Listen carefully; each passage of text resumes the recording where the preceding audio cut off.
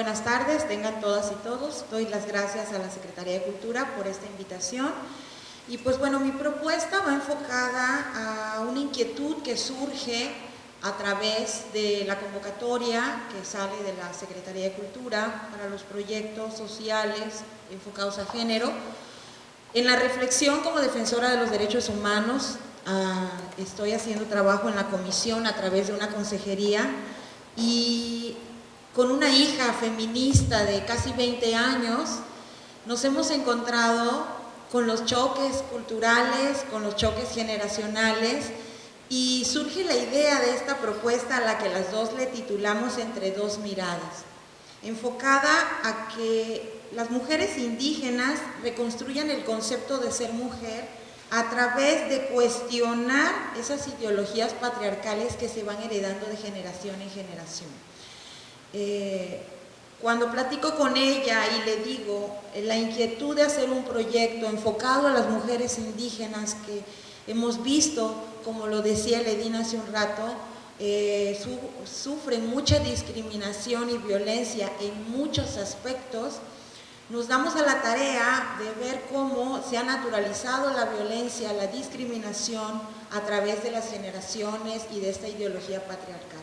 Voy a permitir leer algunas cosas porque son las reflexiones que entre mi hija y yo hemos hecho y se me hace interesante porque son las miradas de una juventud que está viviendo una época de modernidad, una juventud que crece dentro de las redes sociales, que crece sabiéndose que tienen derechos las mujeres.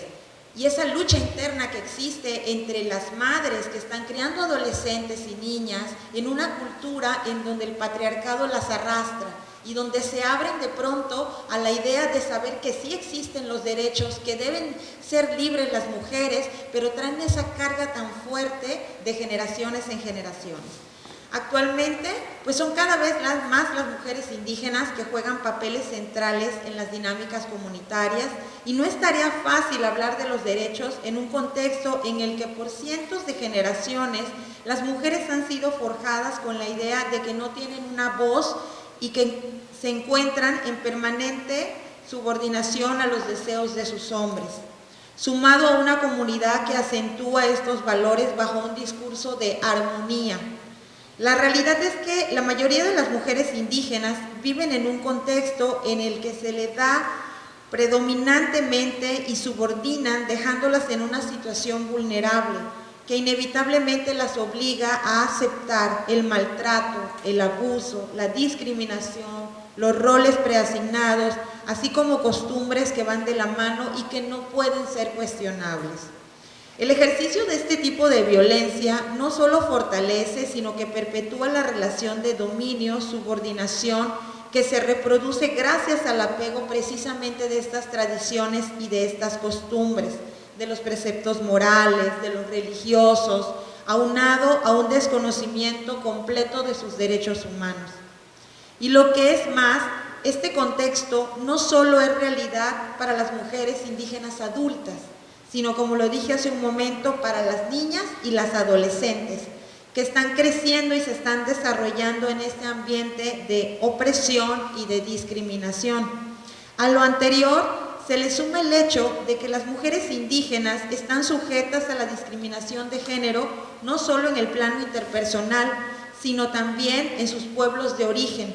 sino también en los espacios colectivos. Por consiguiente, se ven doblemente limitadas en cuanto al ejercicio de sus derechos humanos y en especial al derecho a una vida libre de violencia y de discriminación.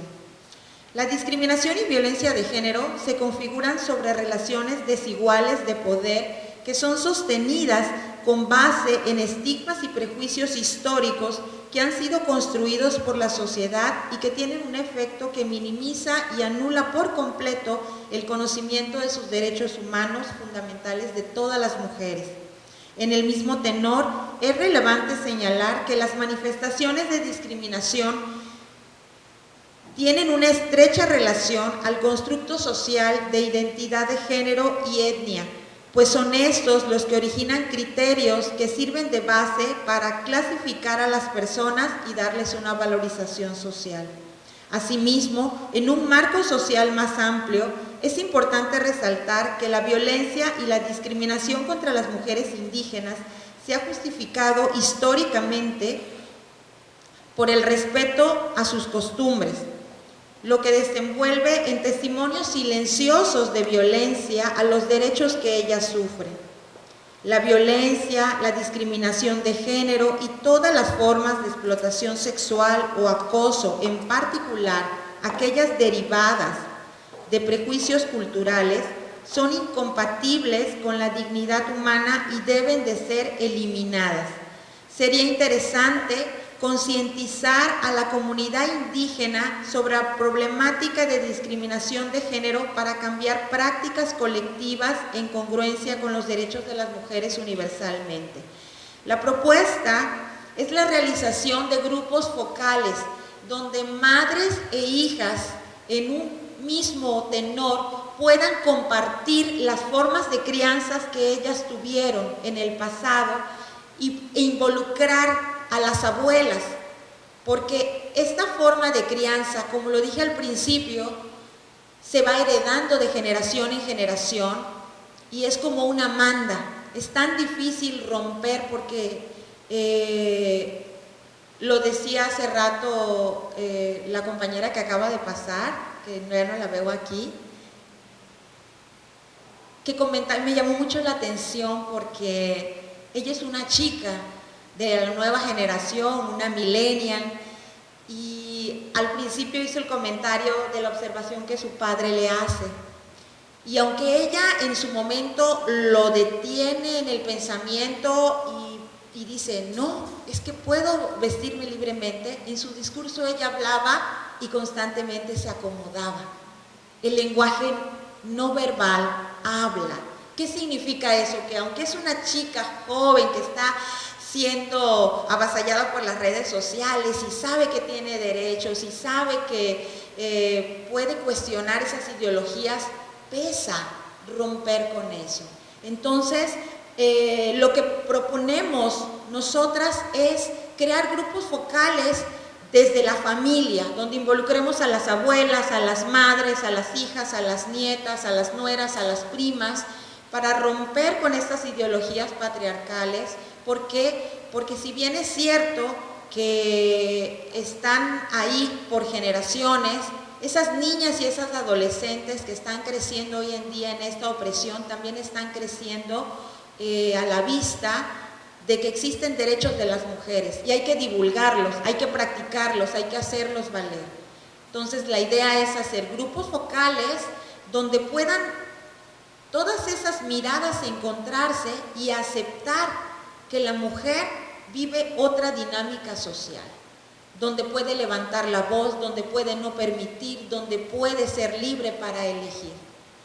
Apoyar esa alianza entre madre e hija con el propósito de debilitar esas prácticas, esos discursos patriarcales, es decir, exponer y quitarle poder a las tácticas de discriminación de género como parte de una red de resistencia pero activa. Es por ello que sería interesante desarrollar planteamientos y discusiones entre madres e hijas sobre sus opiniones, sus actitudes, en un entorno cultural, histórico, de las problemáticas que ambas generaciones han tenido en sus contextos. Cómo se abordó el embarazo adolescente en un contexto de una abuela indígena, de una madre indígena, y cómo se aborda el día de hoy en un adolescente o en una niña. Tabasco, tristemente, ocupa el tercer lugar a nivel nacional en embarazo adolescente. Y son muchas las causas. Sin embargo, como decía Eledina hace un ratito, la educación que se da en la familia es la base para erradicar las violencias. Entonces, este proyecto de hacer grupos focales va también de la mano de reeducar a esas madres y a esas abuelas que todavía están con vida y que siguen heredando esas prácticas y que las han naturalizado. Finalmente,